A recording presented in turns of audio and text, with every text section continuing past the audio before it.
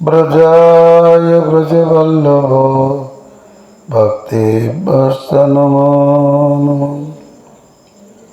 नारायणं नमस्कृत्य नरं चैव नरोत्तमं देवीं सरस्वतीं व्यासं ततो जयमुदीरये। जज्ञानुमत्तं भवनं दयालुरुल्लाभेन प्रकरोत्प्रमत्तं सप्रेम सम्पदुषदयाद्भुतेगं श्रीकृष्ण चैतन्यमहं प्रपद्ये। हरे कृष्ण कृष्ण कृष्ण हरे हरे, हरे राम राम राम हरे हरे।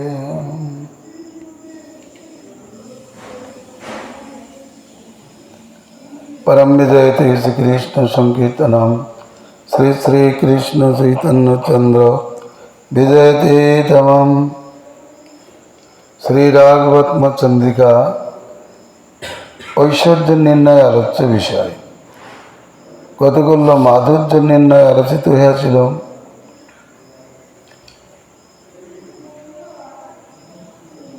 ঐশ্বর্য দর্শন ও ব্রজবাসীগণের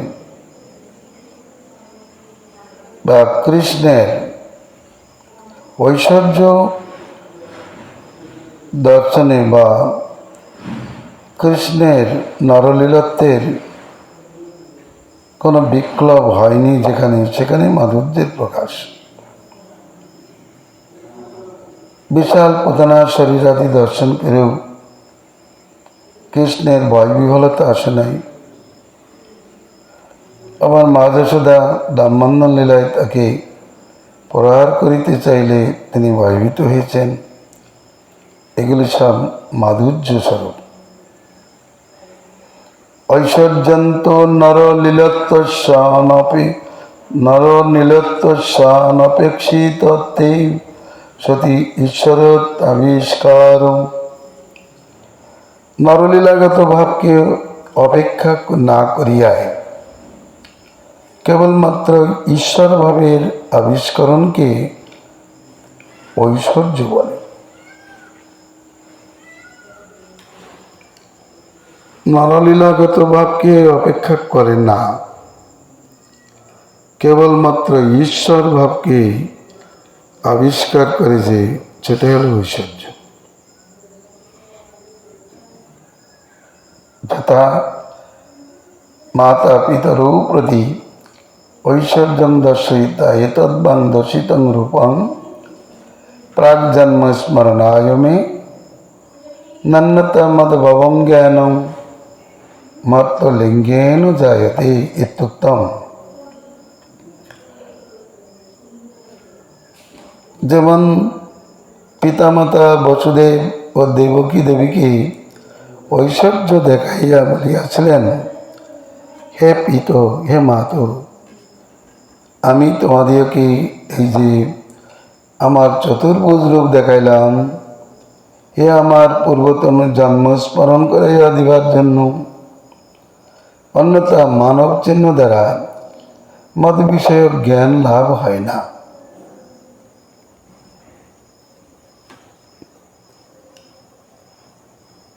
নরলীলা ভাব এখানে অপেক্ষা করেনি। ভগবান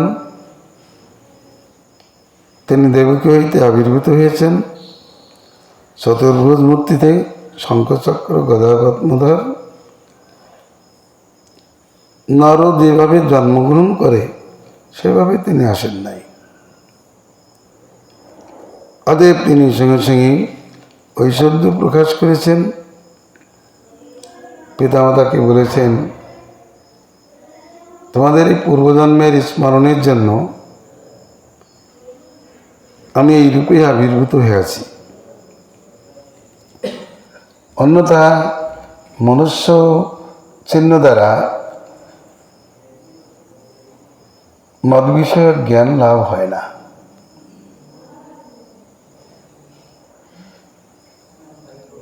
নরচিহ্ন দেখলে কি ভগবত বিষয়ক জ্ঞান হয়? হতেই পারে না, ভগবত জ্ঞান হয় না। যথা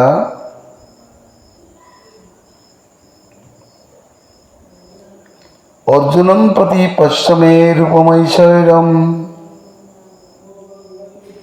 ইত্যুক্ত ঐশ্বর্যং দর্শিতম ব্রজোপি ব্রহ্মাণং প্রতি মঞ্জু মহিমদর্শনে পরো সহস্র চতুর্ভুজত্বাদিকমপীতি।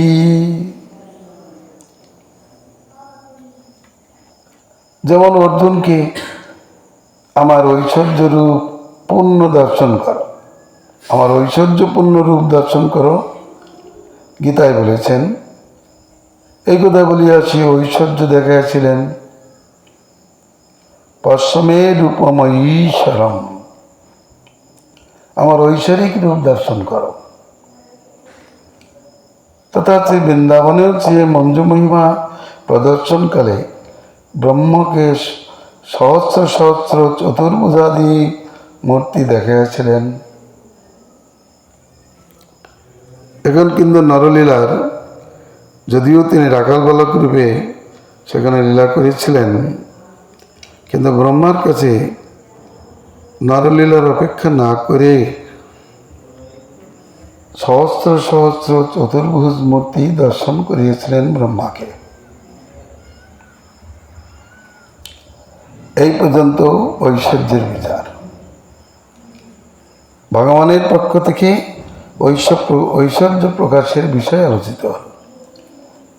অনন্তর ভক্তনিষ্ঠ ঐশ্বর্য জ্ঞান কিরূপ তাই কথিত হইতেছে।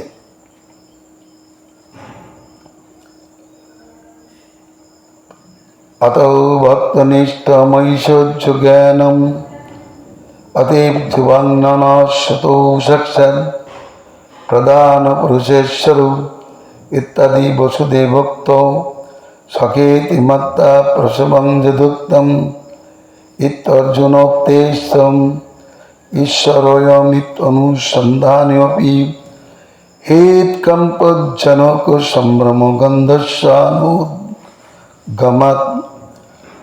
গন্ধস্যানুদ্গমাৎ শিবভাবস্যতি স্থৈর্যমেব যদুৎপাদয়তি তন্মাধুর্য জ্ঞানম।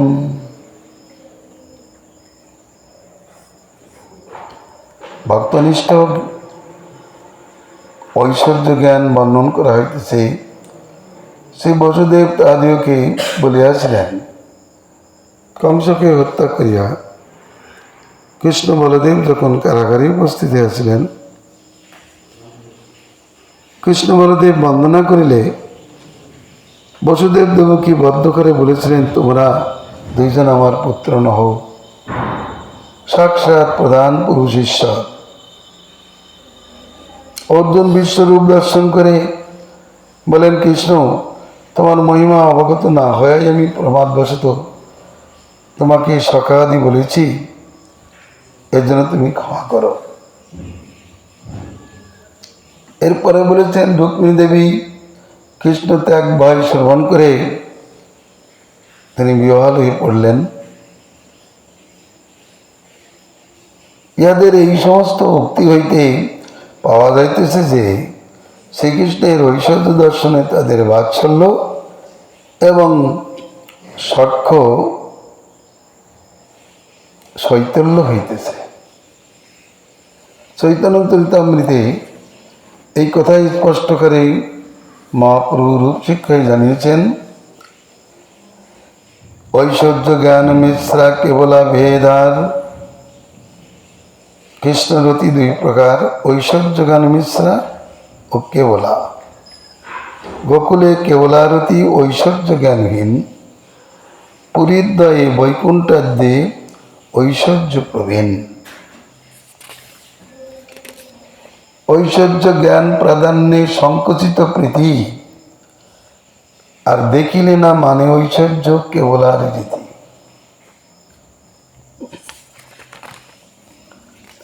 ভগবানের ভক্তগণ বিচিত্র চরিত্রশালী।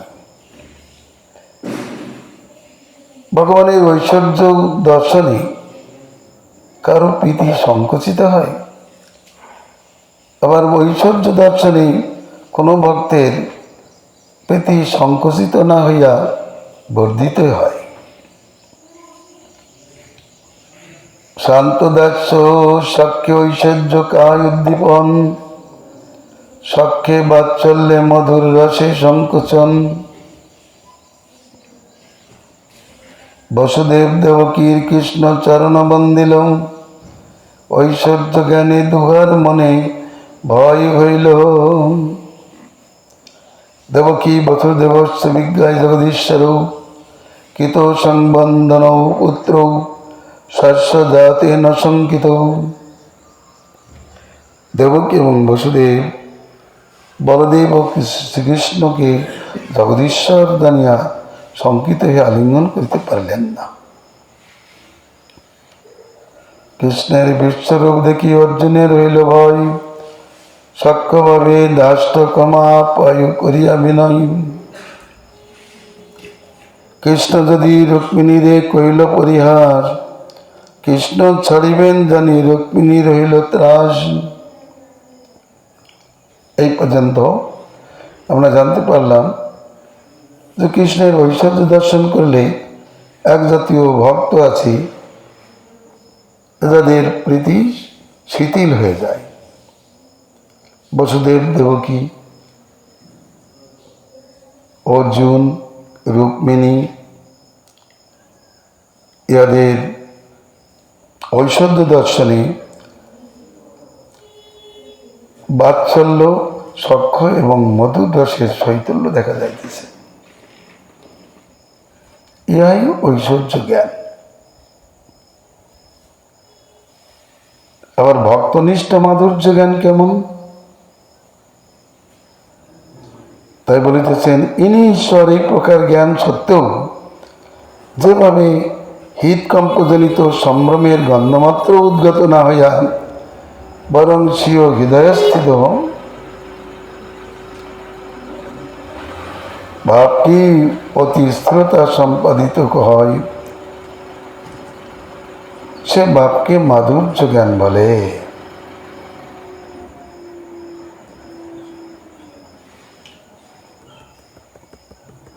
কথাটা ভালো করে বুঝে নিতে হবে।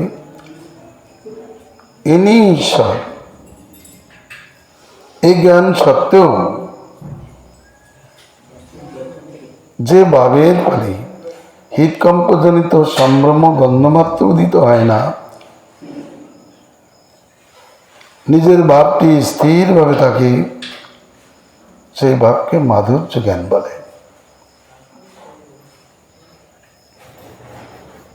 কেউ বলেন গোপীদের মাধুর্য ঐশ্বর্য জ্ঞান ছিল না, কিন্তু নারদ ভক্তি সূত্রে বলেছেন তত্র বিস্মিত অপবাদ।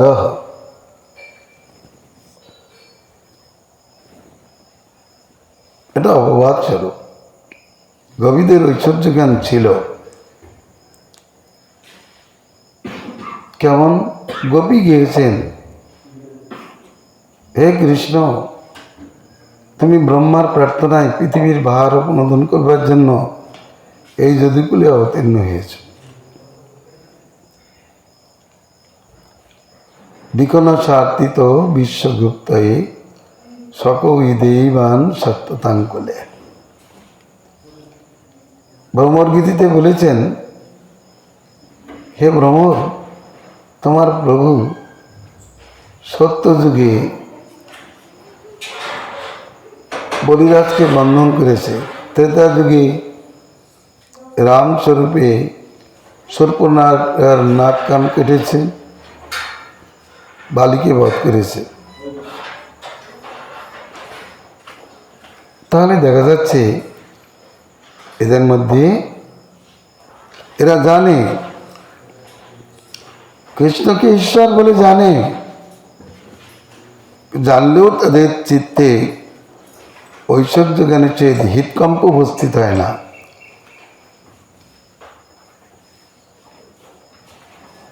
যেমন এই জগতেও দেখা যায় একজন প্রধানমন্ত্রী বা জজ তাকে দেখে অনেকেই ভয়প্রাপ্ত হয়, কিন্তু তার পুত্র বা স্ত্রী তারা কিন্তু ভয়প্রাপ্ত হয় না। তারা এত কিছু মহিমা জেনেও ভয়প্রাপ্ত হয় না।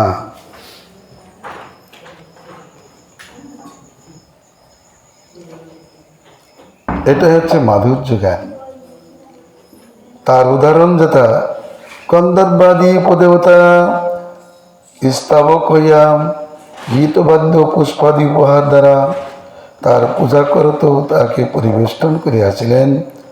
পথে ব্রহ্মাদি বৃদ্ধ সকল তার চরণ বন্দনা করেন ইত্যাদি যুগল গীতির উক্তি অনুসারে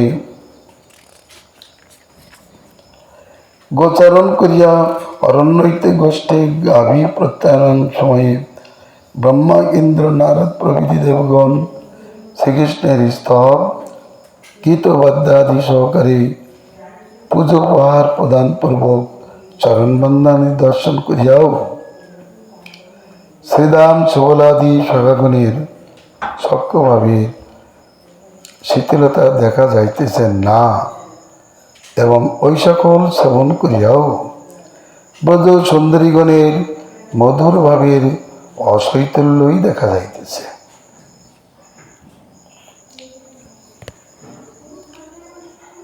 তাহলে স্পষ্ট বলে দিয়েছেন, যথা বন্দিনস্তমপদে ভগনাথে গীত বদ্ধ বলিভি পরিবব্রু ইতি বন্দমান চরণ প্রতিবৃদ্ধৈ ইতি চ যুগল গীতোক্তে কষ্টং প্রতি গবানয়ন সময়ে ব্রহ্মেন্দ্র নারদাদিভি কৃতস্য কৃষ্ণস্তুতি গীতবদ্ধ পুজোপহার প্রদান পূর্বক চরণ বন্দনস্য দৃষ্টতেপি শ্রীদাম সুবলাদীনাম সক্যভাবস্য শৈথিল্যম তস্য তস্য সুতত্যপি ব্রজবালানাং মধুর ভাবস্য শৈথিল্যম।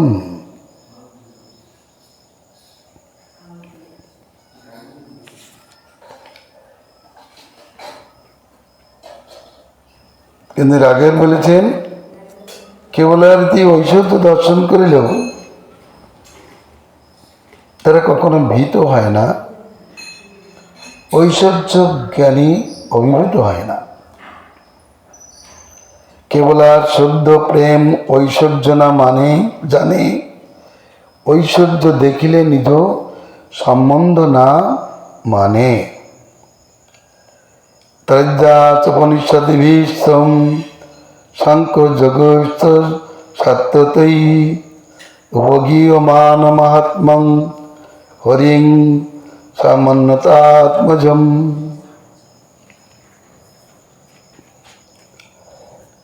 ভাগবতে বলেছেন, বেদত্রয় উপনিষদ সমূহ সাংখ্যযোগ ও ভক্তিশাস্ত্রের দ্বারা উপগীয়মান মাহাত্ম্য সেই কৃষ্ণকে যশোদা আপনার পুত্র বলিয়া জানিলেন,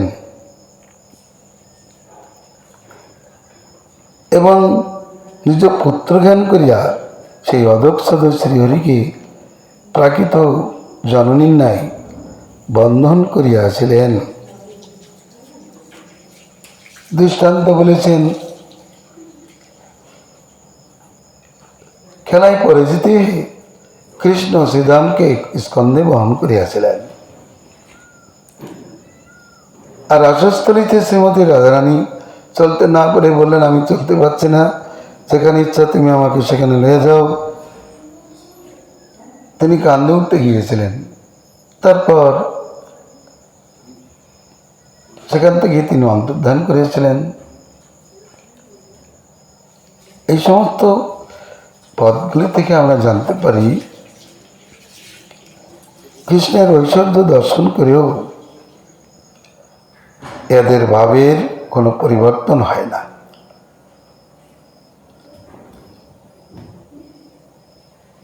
কৃষ্ণকে পর্যন্ত উদাহরণ দিয়েছেন,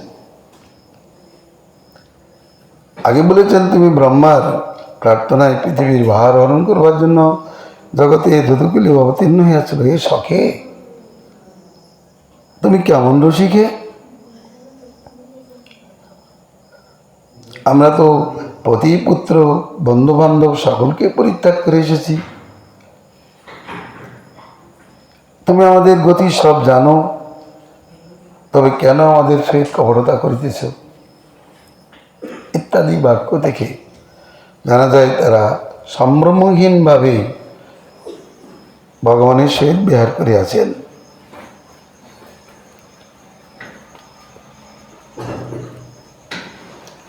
আরো বিষয় আছে, ততৈব বদরাজকিত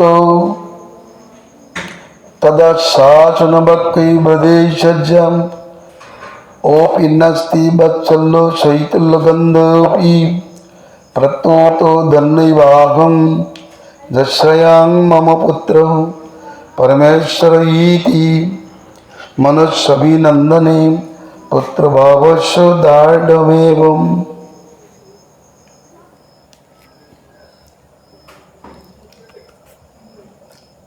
তদ্রূপ ব্রজরাজকৃত ব্রজবাসীগণের প্রতি আশ্বাস বাক্য দ্বারা ব্রজেশ্বরীরও বাৎসল্য ভাবের শীতলতার গন্ধমাত্র দৃষ্ট হয় না।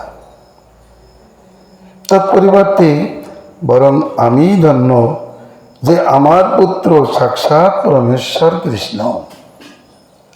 এই প্রকার মাতৃত্বের গরিমা চিত্তে আবির্ভূত হওয়াতে তার পুত্রভাবে দৃঢ়তায় লক্ষিত হইতেছে। পুত্র পৃথিবীর অধীশ্বর হইল প্রাকৃত জননীর যেমন সেই পুত্রের প্রতি বাৎসল্যভাব স্ফীততাই প্রকাশ পায়। সেই আমরা ধন্য যে আমাদের সখা পরমেশ্বর। সখাগুণের কথা বলেছেন। এই প্রকার সখাগুণের এবং পরমেশ্বরই যে আমাদের প্রেষ্ঠ, সে আমরাও ধন্য। এই প্রকার প্রেয়সীগণের ভক্তি অনুসারেও ঈশ্বর জ্ঞানের উদয়ে তাদের নিজ নিজ ভাবের দৃঢ়তায় ব্যক্ত হইতেছে। ওখানে বলেছেন কেবলা শুদ্ধ প্রেমে ঐশ্বর্য না জানে, ঐশ্বর্য দেখিলেও নিজ সম্বন্ধ না মানে।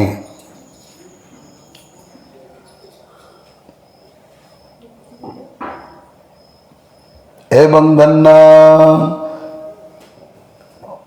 এব বয়ম যেষাং সকাত পরমেশ্বর ইতি দাসং প্রেয়ান পরমেশ্বর ইতি সকানাম প্রেয়সিনাঞ্চ স্বস্বভাবদাঢ্যমেব জ্ঞেয়ম। কিঞ্চ সংযোগে সতি ঐশ্বর্য জ্ঞানং ন সম্যক অবভাসতে সংযোগস্য সত্যাৎ চন্দ্রাত অপতুল্যত্যাৎ বিরহে ঐশ্বর্য জ্ঞানং সম্যক অবভাসতে বিরহস্যোষ্ণাৎ সজ্জাত অপতুল্যত্যাৎ। আরেকটি সিদ্ধান্ত বলিতেছেন, এদের যোগে ঐশ্বর্য জ্ঞানের উদয় হয় না বটে, কিন্তু বিয়োগে ঐশ্বর্য জ্ঞানের উদয় হয়। কিন্তু তাতে তাদের হৃদকম্প হয় না। যেমন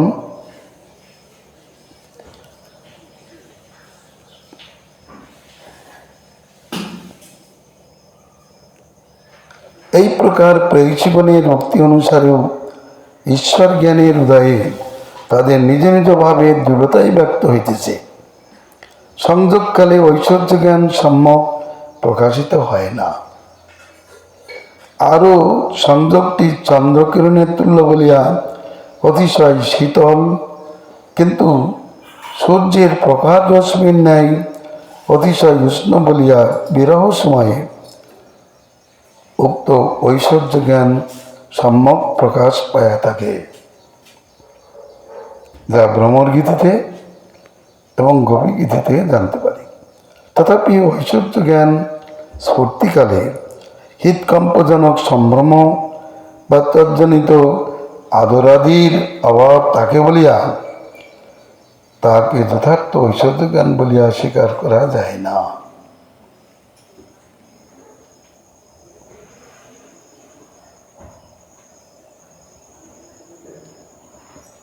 তদপি গীতকম্প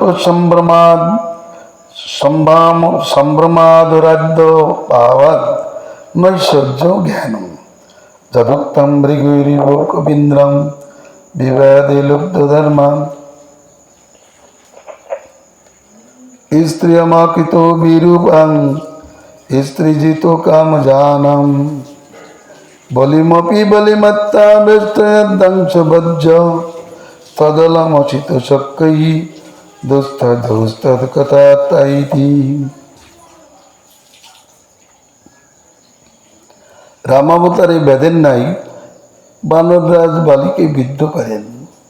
সাধারণ বেদ মাংস ভক্ষণ লালসায় প্রাণী হত্যা করে, তিনি কিন্তু বিনা কারণে বালিকে হত্যা করিয়াছেন। অতএব তিনি বেদ হইতেও অতিনিষ্ঠুর, রাধারানী বলছেন। আবার স্ত্রী পরতন্ত্র হইয়া কামকী শূর্পণখার নাসাকর্ণ ছেদন করেন। রাম অবতারে কাকের নাই বলিরাজার পূজা গ্রহণ করিয়া তাকে বন্ধন করেন। অতএব সেই কৃষ্ণবর্ণ পুরুষের সখ্যে আমাদের প্রয়োজন নাই। তবে যে তার কথা আলোচনা করি, সে কেবল তার কথা পরিত্যাগ করা দুঃসাধ্য বলিয়া। এই শ্লোকতে ইহাই পাওয়া যাইতেছে যে বজ্র সুন্দরীগণের শ্রীকৃষ্ণ ঐশ্বর্য সম্বন্ধে সন্ধান থাকিলেও তার জন্য সম্ভ্রম বা আদরাতিশয় দেখা যায় না।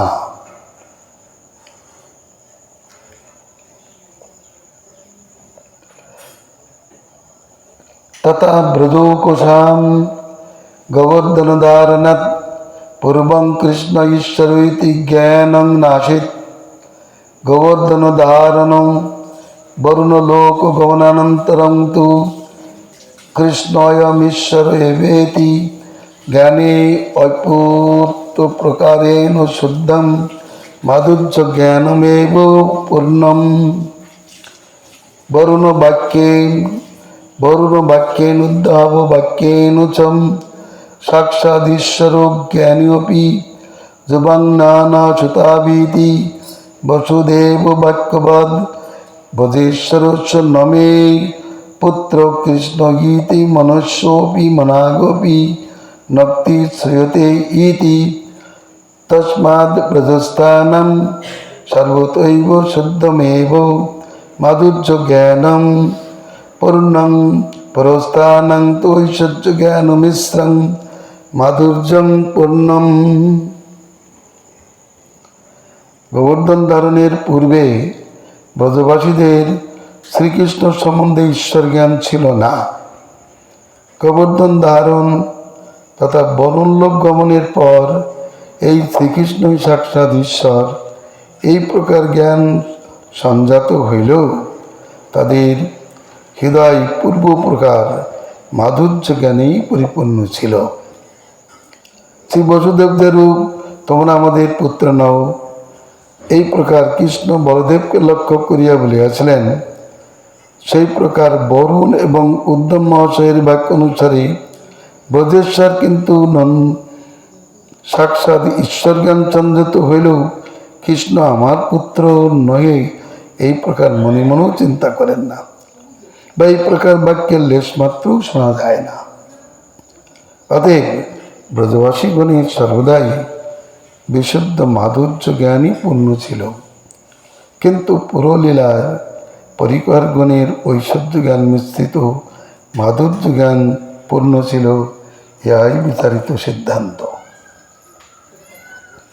গোবিন্দের মঙ্গলম। এরপর অন্য বিষয়ে কিছু আলোচনা হবে। এটা বলার উদ্দেশ্য, যারা রাগ ভোজন করবেন, ভগবানের প্রতি তাদের যদি ঐশ্বর্য জ্ঞান থাকে, তাহলে তারা কখনোই রাগ ভোজন করতে পারেন না। ঐশ্বর্য জ্ঞান থাকিলেও যদি চিত্তে ভ্রম সৃষ্টি হয়, ভয় বিহ্বলতা আসে, তাহলে কিন্তু রাগ ভোজন সম্ভব নয়। তাতে ব্রজবাসীদের কৃষ্ণের ঐশ্বর্য প্রকাশে হোক বা প্রকাশে হোক, তার প্রতি যে দৃঢ় বন্ধন, আত্মবিশ্বাস, সেটা না থাকলে কেউই রাগ ভোজন করতে পারে না। যদি বসুদেব দেবকীর মতো অথবা অর্জুনের মতো অথবা রুক্মিণীর মতো কৃষ্ণের ঐশ্বর্য দর্শনে চিত্রে বিপ্লব উপস্থিত হয়, তাহলে তারা ব্রজধামে ব্রজগোপীর আনুগত্যে বা সখাদের আনুগত্যে কৃষ্ণ ভজন করিতে পারিবেন না। তারা কখনোই এই রাগ ভজনে অধিকারী হবেন না। এইটাই বুঝাইবার জন্য এত কথা বলিতেছেন। গোবিন্দ জয়যুক্ত হন। হরে কৃষ্ণ কৃষ্ণ কৃষ্ণ হরে হরে, হরে রাম রাম রাম হরে হরে।